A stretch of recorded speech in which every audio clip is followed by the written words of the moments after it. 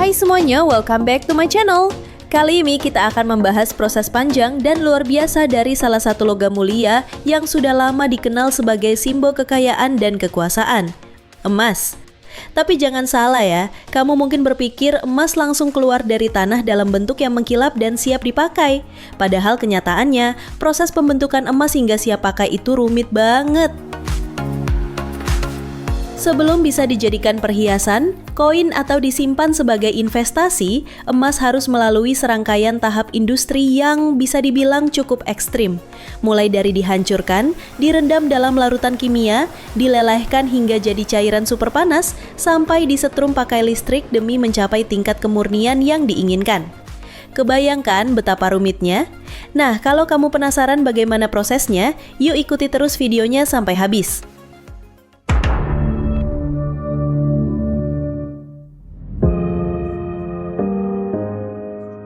Jika kita melihat di toko perhiasan atau di dalam film, emas itu jumlahnya kayak banyak banget. Tapi kenyataannya, semua emas yang pernah ditambang oleh manusia sejak zaman dahulu ternyata jumlahnya nggak sebanyak yang kita kira loh. Menurut data dari Survei Geologi Amerika Serikat, seluruh emas di dunia kalau dikumpulkan bisa muat dalam sebuah kubus dengan panjang sisi hanya 22 meter. Iya, segitu doang. Bayangin ya, satu dunia cuma punya emas sebanyak itu. Dan emas-emas itu tentu nggak muncul begitu saja di permukaan. Kita harus mengejar dan menggalinya jauh ke dalam perut bumi. Tapi proses menambang emas ini bukan hal yang mudah, bahkan tergolong berat dan berisiko. Ada 3 metode utama yang digunakan dalam penambangan emas modern. Nomor 1, tambang placer. Nah, metode ini pasti kamu sering lihat di film-film koboi. Tambang placer adalah proses menyaring pasir dan lumpur dari sungai untuk mencari butiran emas kecil. Biasanya dilakukan di daerah yang dulunya merupakan jalur aliran emas alami. Tapi jangan salah, walaupun kelihatannya simpel, tambang placer juga butuh survei dan perhitungan yang matang. Kalau kandungan emasnya terlalu sedikit, usaha bisa rugi besar. Buktinya, kebanyakan orang yang ikut demam emas di California dulu malah pulang dengan tangan kosong. 2. Tambang terbuka. Tambang terbuka adalah metode yang paling tua dan paling sering digunakan. Karena lokasi emasnya relatif dekat dari permukaan tanah, penambang nggak perlu menggali terlalu dalam. Tapi proses ini tetap butuh alat berat seperti truk raksasa dan ekskavator. Tapi bukan berarti tanpa risiko. Tanah bisa longsor, dan kalau tidak dibuat bertingkat yang disebut benching, keselamatan pekerja bisa terancam. Belum lagi dampaknya ke lingkungan.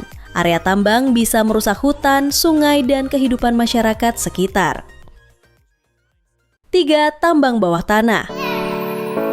Kalau emasnya berada jauh di dalam tanah, maka harus dibuat terowongan bawah tanah. Tambang jenis ini jauh lebih kompleks dan berbahaya. Tapi sekarang banyak bantuan dari teknologi otomatis dan robot. Pekerjaan yang dulu harus dilakukan manusia, sekarang bisa ditangani mesin. Proses dimulai dari tahap pengembangan, menghilangkan batuan atau tanah tak berguna, lalu masuk ke tahap produksi, yaitu menggali emasnya. Lokasi emas perlu dipetakan dulu dengan survei geologi.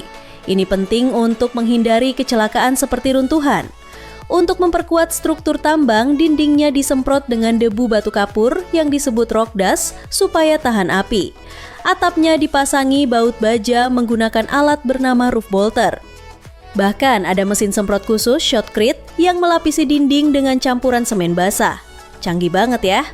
Dan sekarang juga ada drone dan truk otomatis yang bisa dikendalikan dari jauh. Jadi penambang nggak perlu masuk ke area berbahaya secara langsung. Setelah emas berhasil ditambang, bentuknya masih jauh dari yang biasa kita lihat. Biasanya berupa campuran logam dan batuan, disebut biji emas. Nah, untuk memisahkan emas dari sisa batuan lainnya, emas harus dibawa ke fasilitas pengolahan yang disebut gold mill. Disinilah proses pengubahan dimulai. Batu-batu besar dihancurkan menggunakan mesin pemecah, lalu digiling sampai menjadi serbuk halus. Setelah itu, emas harus dipisahkan dari material lain yang masih menempel. Emas disemprot atau direndam dalam larutan air yang mengandung sianida. Sianida akan melarutkan emas dari bijinya dan meninggalkan sisa batuan. Tapi metode ini sangat kontroversial karena sianida itu racun mematikan. Sudah banyak insiden tumpahan sianida yang mencemari lingkungan. Bayangkan, sejak tahun 1970-an, miliaran liter air terkontaminasi akibat kecelakaan tambang. Jadi, meskipun efektif, penggunaannya harus diawasi ketat. Sebagai alternatif yang lebih ramah lingkungan, metode mekanis digunakan, misalnya memakai gaya sentrifugal atau gravitasi. Biji emas dimasukkan ke alat pemutar berkecepatan tinggi. Karena emas jauh lebih berat dibandingkan mineral lain, dia akan terpisah secara alami. Metode ini mirip seperti memutar mesin cuci, tapi dengan kecepatan dan teknologi tinggi. Dan hasilnya, butiran emas yang lebih murni tanpa harus pakai bahan kimia berbahaya.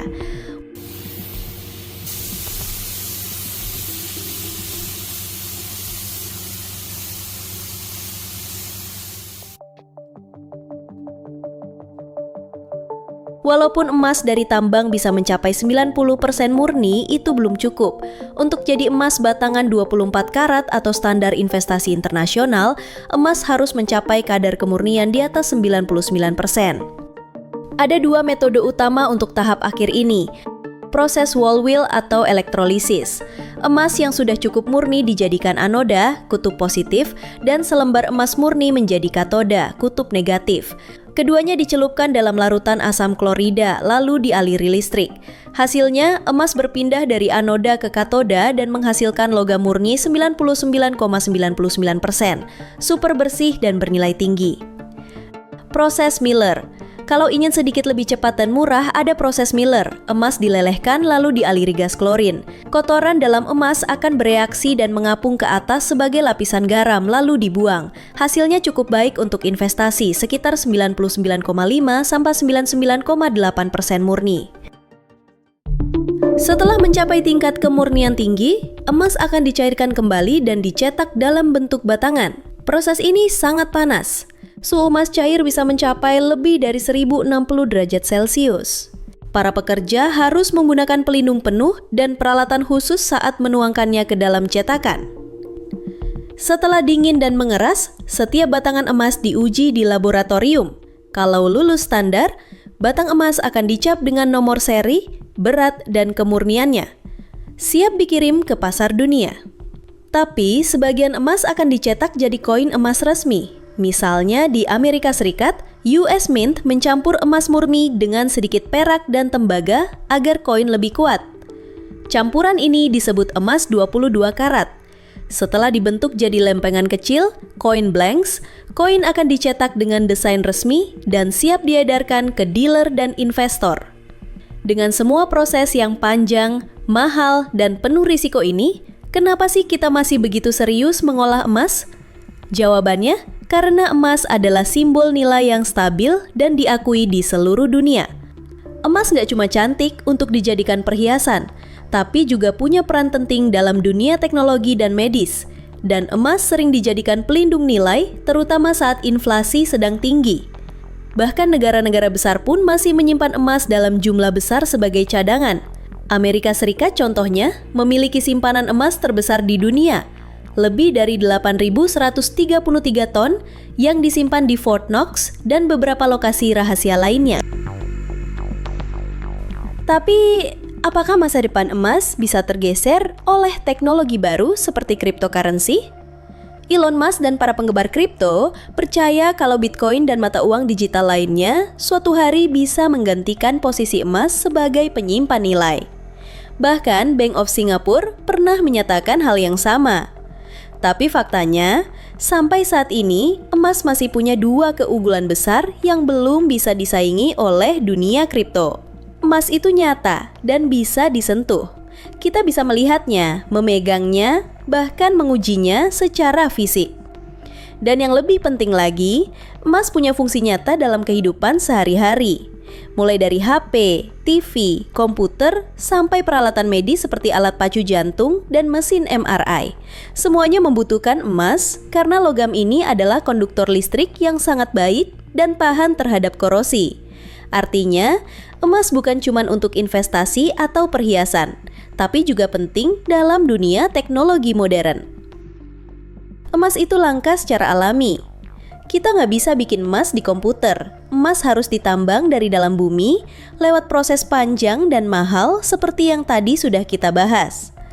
Sementara koin digital, siapa saja yang bisa bikin kode bisa mencetaknya dalam jumlah nyaris tak terbatas. Ini bikin nilai kripto jadi lebih mudah terombang-ambing.